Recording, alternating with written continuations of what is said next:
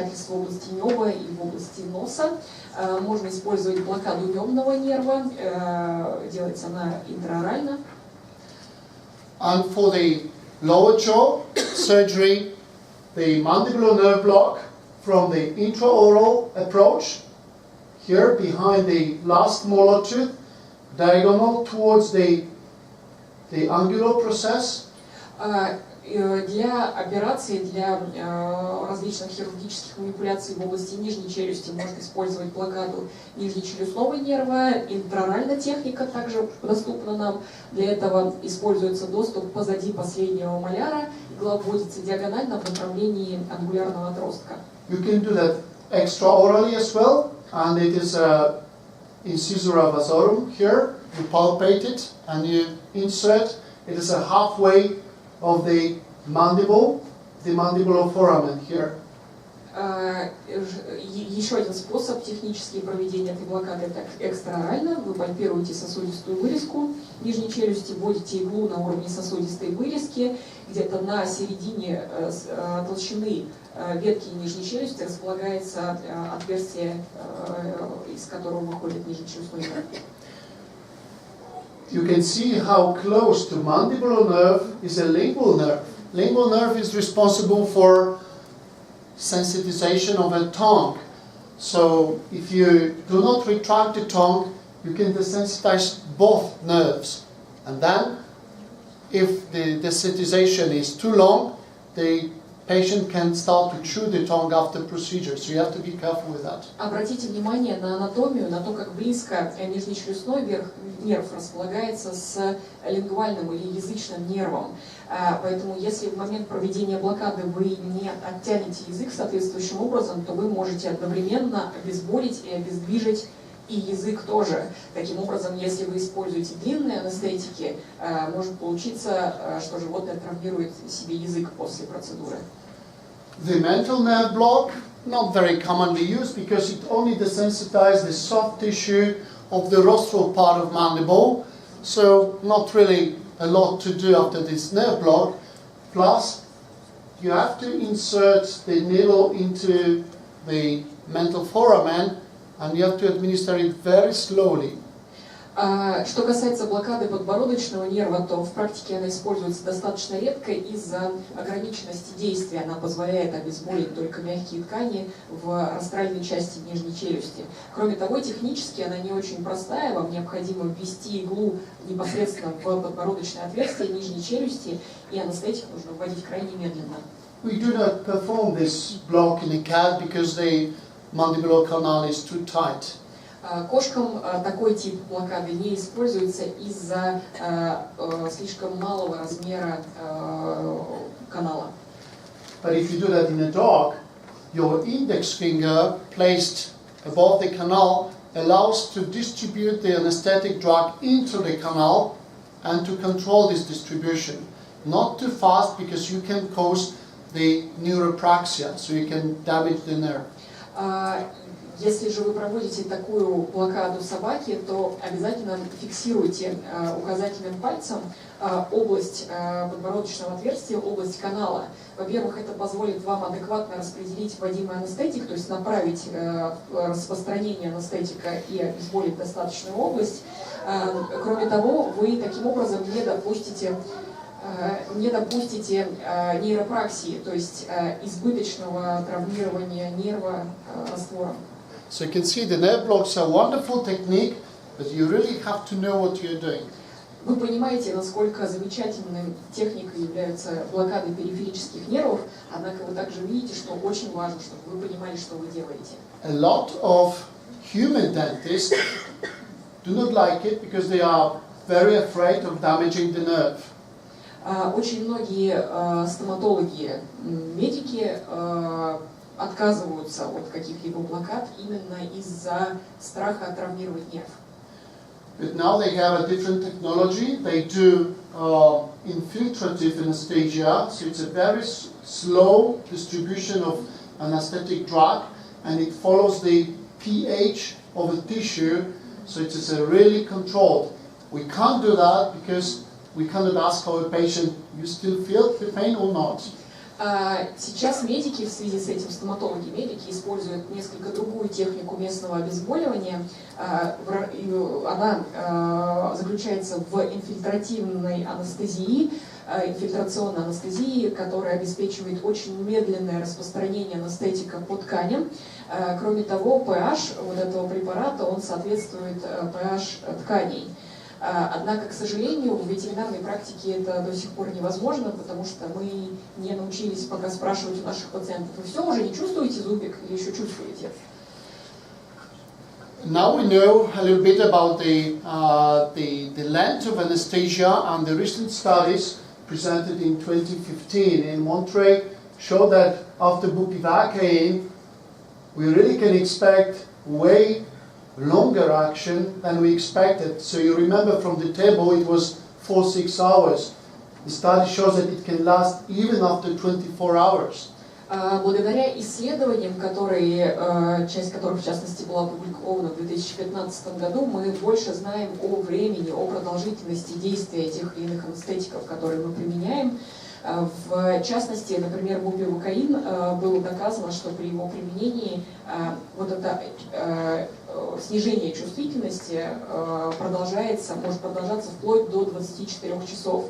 Вы помните, мы с вами видели на табличке 4-6 часов была указана продолжительность анестезиологического действия бупивакаина, так вот, до 24 часов, согласно последним данным. In some dogs, yeah. У некоторых животных, некоторых собак. Plus, if we add to our nerve block a little bit of opioids, with the buprenorphine, I don't know whether you have it available here or not, but then it can prolong the duration of local anesthesia even after 4 days.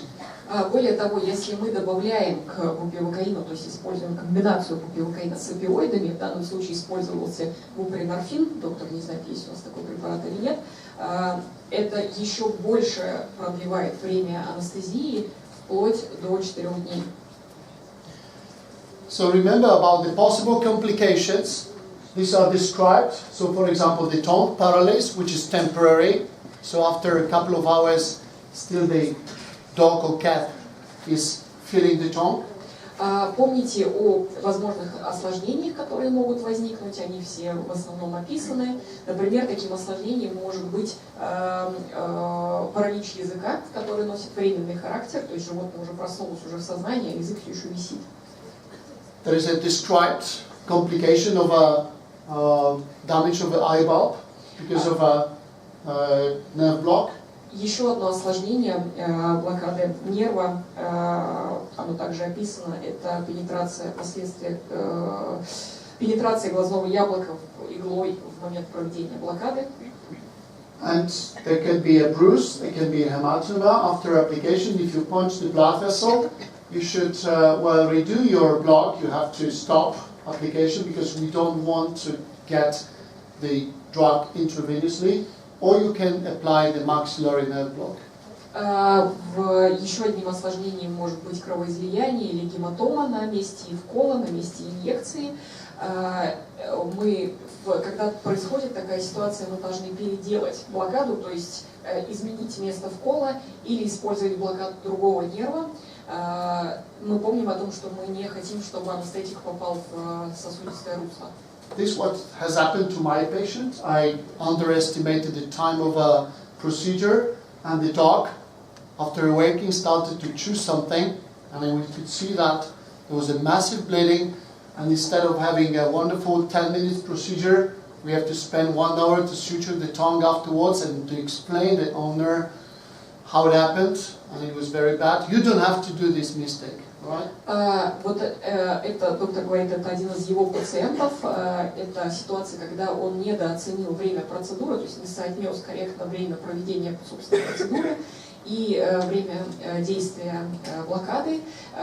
Собака встала, через 10 минут закончилась процедура, собака встала, немножечко что-то пожевала, и оказалась вот такая история. Собака практически размозжила себе язык, и вместо изящной 10-минутной процедуры, которая планировалась изначально, собаке час пришлось провести на операционном столе для ушивания, для ремонта всех этих мягких тканей. Естественно, потом состоялся неприятный разговор с владельцами. Это огромная проблема. Посмотрите, запомните и не допустите, чтобы такое случилось с вами. Ты сказала для ремонта. So, for you to remember from this short presentation is to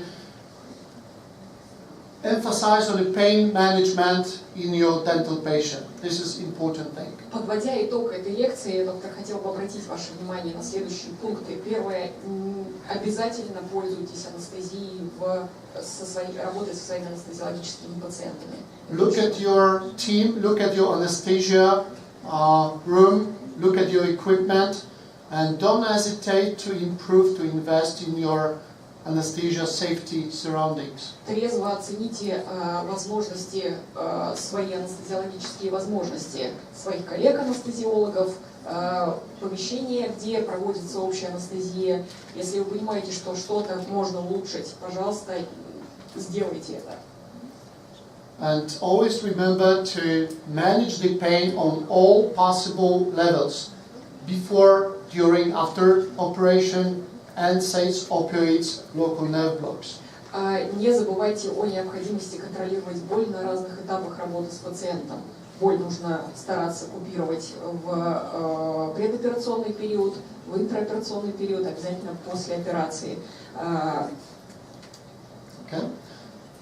So, I want to invite you not only to St. Petersburg or to Warsaw, but also to Toronto this July. Доктор хотел бы пригласить вас не только в Санкт-Петербург, в Варшаву, но еще и в Торонто в июле. Now, and those who still have money, they can come to Warsaw this year. We'll have, not to Warsaw, sorry, to Łódź. We always have a nice contribution of our neighbors. And I can see there is a Lithuanian representation in the room. Hello. So we all invite you also to Łódź this year in November. И если у вас останутся деньги, то вы можете еще воспользоваться приглашением доктора в Лодз. Они очень любят с соседями со своими сотрудничать, проводить интересные мероприятия. В ноябре милости просим. Okay. Any questions? Вопросы, пожалуйста. В анестезии все. Все ясно, да? Все анестезиологи. Нет вопросов? Хорошо. Мой старший брат, он гуманный, анестезиолог. Мы очень много говорим, что нам надо изменить, что нам надо поддержать у наших пациентов. И мы учимся друг от друга очень много. Okay?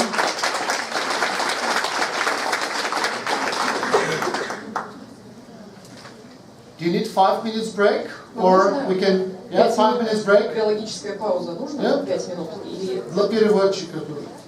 Я переживу, ничего страшного. Спасибо за заботу. Не, нормально. У нас еще 2 долгие доклады, но я бы хотел вас не спать. Одна девушка спала, я не помню где-то, но я видел.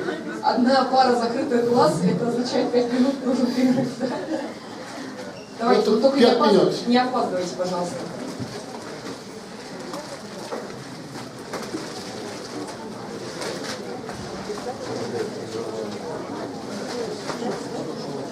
Не успели.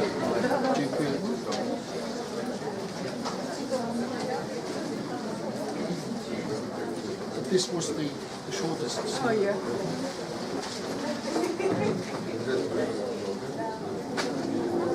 I think we'll just start 5 minutes. Sure. Absolutely.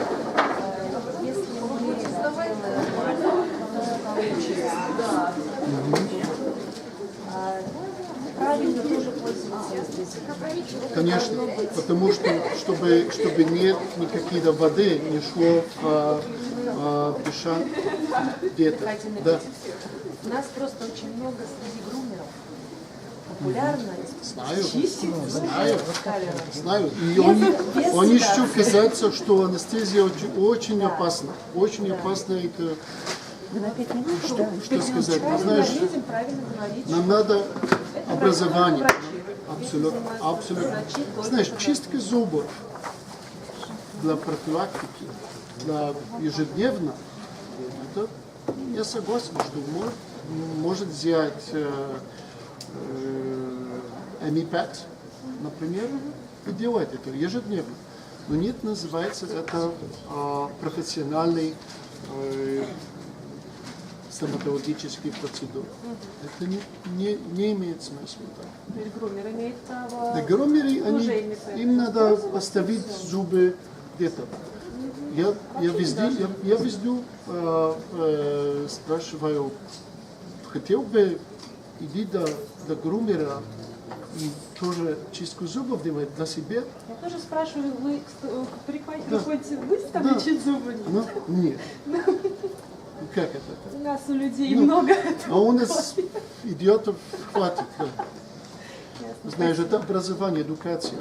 Это самое очень трудно, потому что люди, знаешь, если кто-то не без квалификации, кому-то очень легко сказать, что это просто, это легко, я это сделаю, ты заплатишь 50 рублей, врач возьмет 500.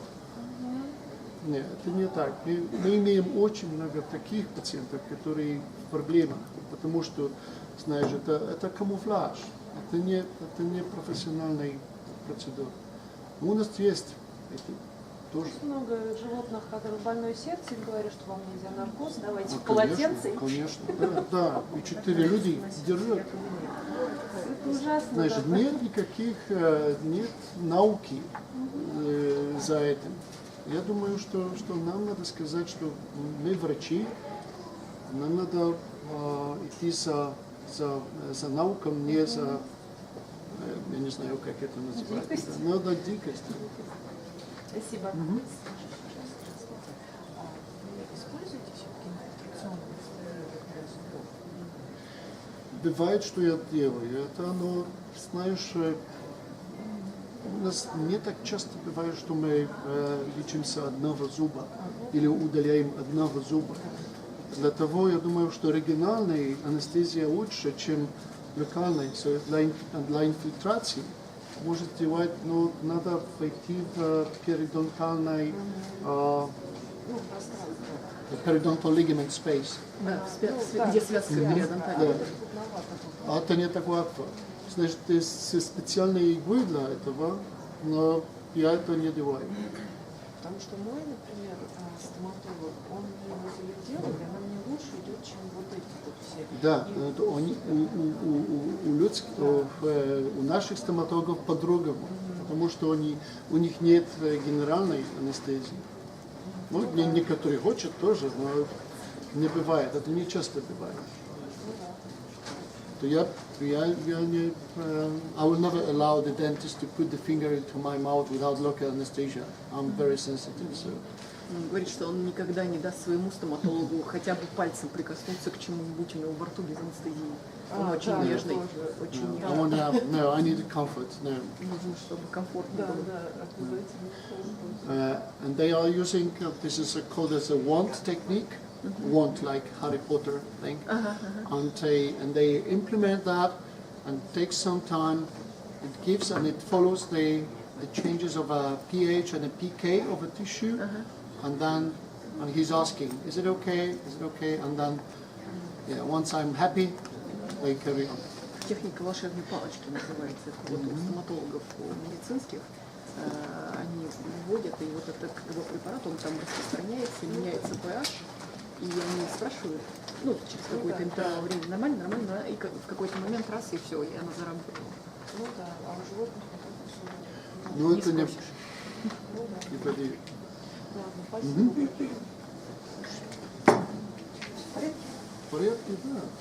Все равно Но я не знаю, как это Да ничего, было. потому что комментариев не поступает, потому что что-то Никто еще не кричал. все хорошо.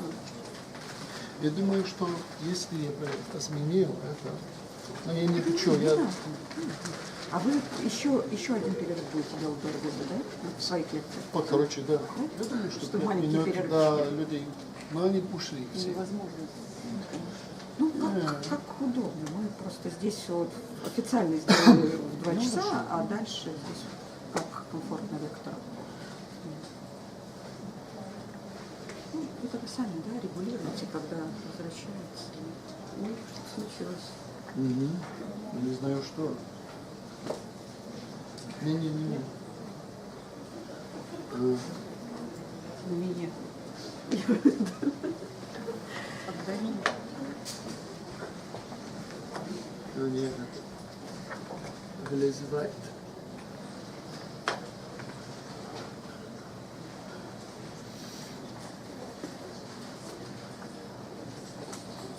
Есть, ага. Есть.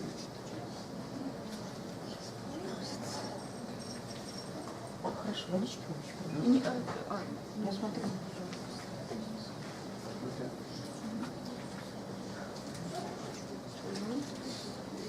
Пойдет. Пойдет?